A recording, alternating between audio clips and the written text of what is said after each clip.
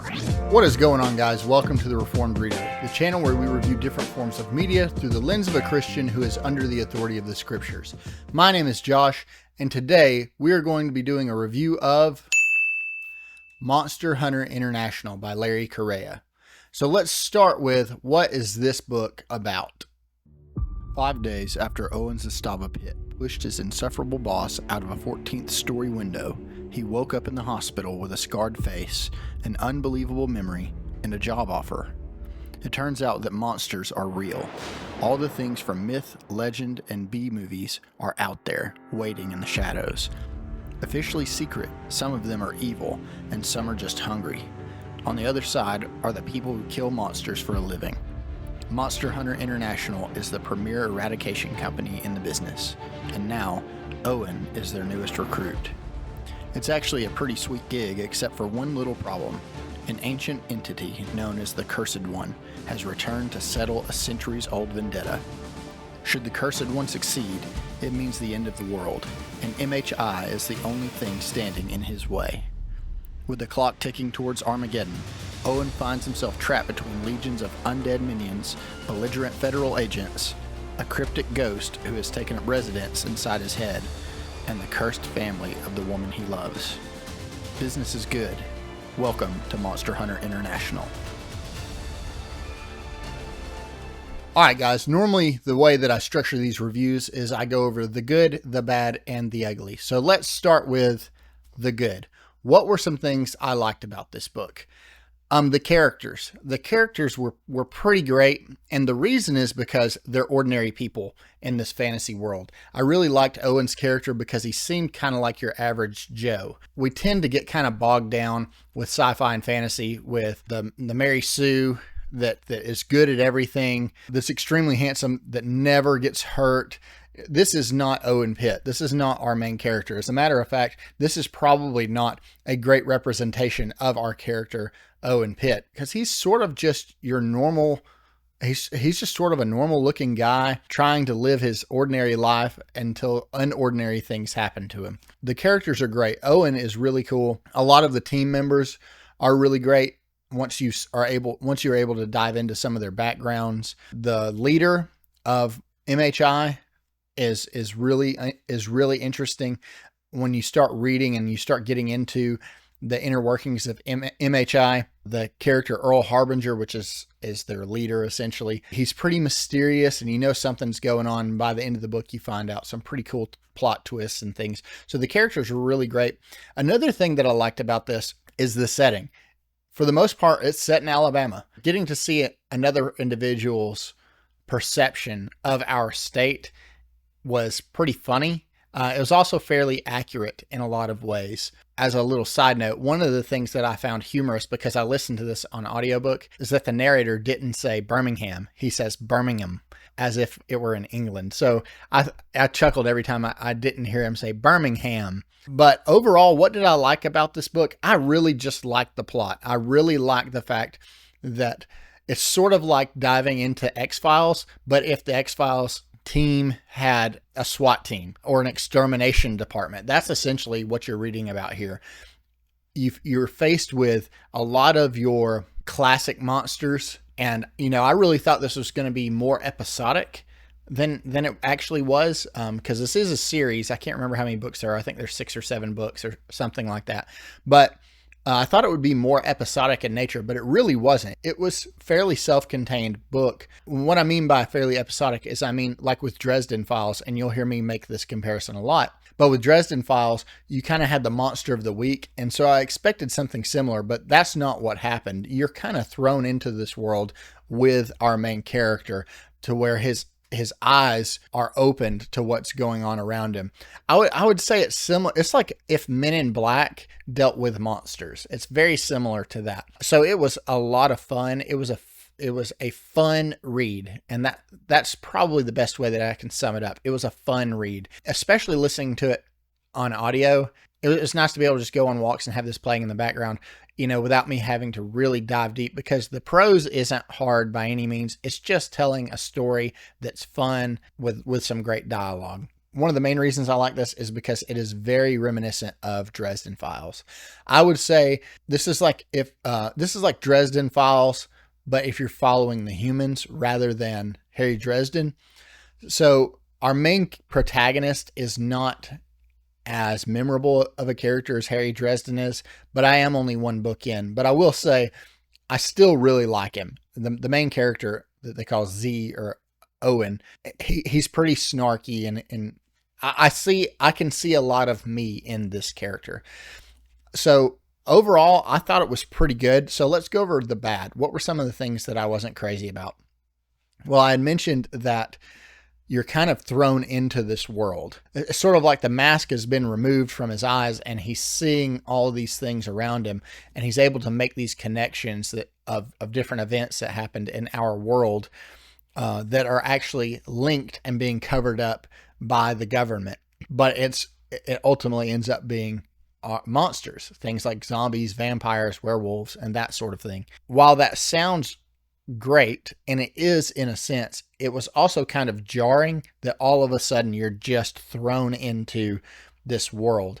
And I wish maybe Larry Correa might have pumped the brakes just a little bit without throwing every monster into one story. Now, I say every monster, there's obviously not every one of them, but there were a ton that were thrown into this one volume. Also, there's quite a big cast of characters, so that sometimes it was just a little confusing keeping up with who's who. But otherwise, I don't really have many complaints as far as that goes. It's a lot thicker than I thought. I picked this up thinking it would be a light read. It's like 800 pages, but not really anything bad as far as my personal preference goes. And so this leads me into what I call the ugly. And now this is where I go over some of the sin that might be steeped into the work that might hold a Christian back from reading it. So if you watched my update, I've talked about how I've changed the way that I'm going through this section of my review, and that I've actually broken this down into 5 categories, and I rate them on a scale of 1 to 10, 10 being the most severe. And so let's start with the first one, which is violence and brutality. I put violence and brutality at an 8. It's pretty high. There's quite a bit of violence, and there's quite a few brutal scenes. They're pretty descriptive in nature, so just know that going into it. Again, you're dealing with monsters. You're dealing with vampires, werewolves, zombies, that kind of thing. So you kind of know what you're getting when you pick this book up. I mean, it's going to be a little bit gory in nature, especially when you're dealing with an organization whose sole purpose is to exterminate these creatures. So the violence and brutality, it's pretty high. Again, I gave that an 8. So let's talk about sexually explicit content. I gave that a 4. So there's not really a lot in here. However, there were a few passing references to some things that may have taken place or might have been taking place. But then there was also one scene in particular where our main character got put in a bit of a precarious situation, and I'll just kind of leave it at that. I don't think it was overtly explicit, but it was a bit mature. So those themes there did exist periodically, which is why I gave it a 4. It's not very high. I didn't see anything in there that would hold me back, but I do think you need to know that going into it, that there is a little bit of that in there. There's nothing overtly explicit, but there are some scenes that either fade to black or you kind of know we're leading up to certain circumstances and situations, but it never really went there. So now let's talk about the language. The language I gave an 8. This is pretty language heavy, but not all the time. And so the reason I gave it an 8 is because at its most severe point, I would say that it's probably an 8. But for the most part, the book stays pretty PG-13, but then every once in a while crosses over to the rated R section as far as language goes. But then there are instances where a character might get really worked up, very upset. They will let some fly off the handle. And there's some of the heavy hitters, if you know what I'm saying. So the language got pretty intense at times. So that's why I gave it an 8. Now let's talk about gratuitous inclusion. I gave this a flat 0. Now, I know I say I rate it on a scale of 1 to 10, but if it's not prevalent at all, if it doesn't really even exist in the book, I'm going to give it a 0. There were no instances of gratuitous inclusion of any kind. I didn't see any same-sex relationships. There was no down with the patriarchy or girl boss type stuff. It was just a good story with good characters without really an agenda. It was just fun. It was like, to me, it was like getting to watch some of those old episodes of X-Files or Kolchak, or maybe even watching something like Men in Black. It was just a fun time.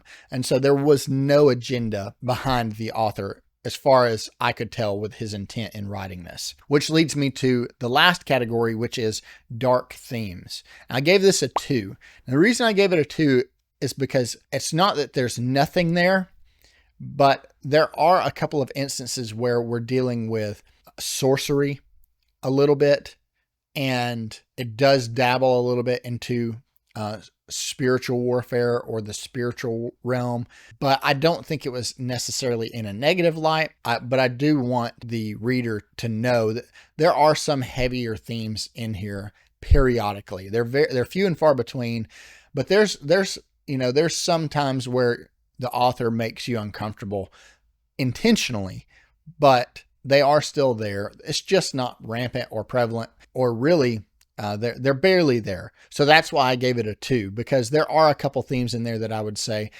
tend to lean on the darker side. But when you're dealing with the forces of good and evil in a world where monsters exist, you're going to. So again, you kind of know that going into it, but they're not really present.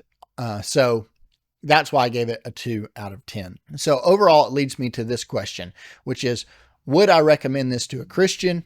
And it really just depends. It depends on the individual. It depends on some of your likes or dislikes. If you liked the X-Files, if you liked the Dresden Files, if you liked Kolchak the Night Stalker, if you like the idea of Men in Black but with monsters, those types of TV shows and movies, I think you'll really like this, because it's that with a classic monster twist is the best way I can describe it. So I definitely don't think this is for everybody, especially with some of the language being heavy at times, probably a little too over the top at times. Not enough that it made me put it down, but definitely heavy at times. And so if you're looking for no language in your books, this is not for you. If you're looking for no violence or brutality, this is not for you. But if those things don't weigh on you as much, and you're just looking for a good, fun story about people hunting monsters, then you'll love this book. So guys, thank you so much for joining me. I appreciate you guys so much for watching these videos. Please don't forget to like, subscribe, and share these videos to your Christian brothers who love to read, because I would love to be a good resource for you and for them. So that way, maybe you will spend your time, energy, and money more wisely on things that do not directly dishonor the Lord. Again, thank you guys so much for watching, and I'll see you on the next one.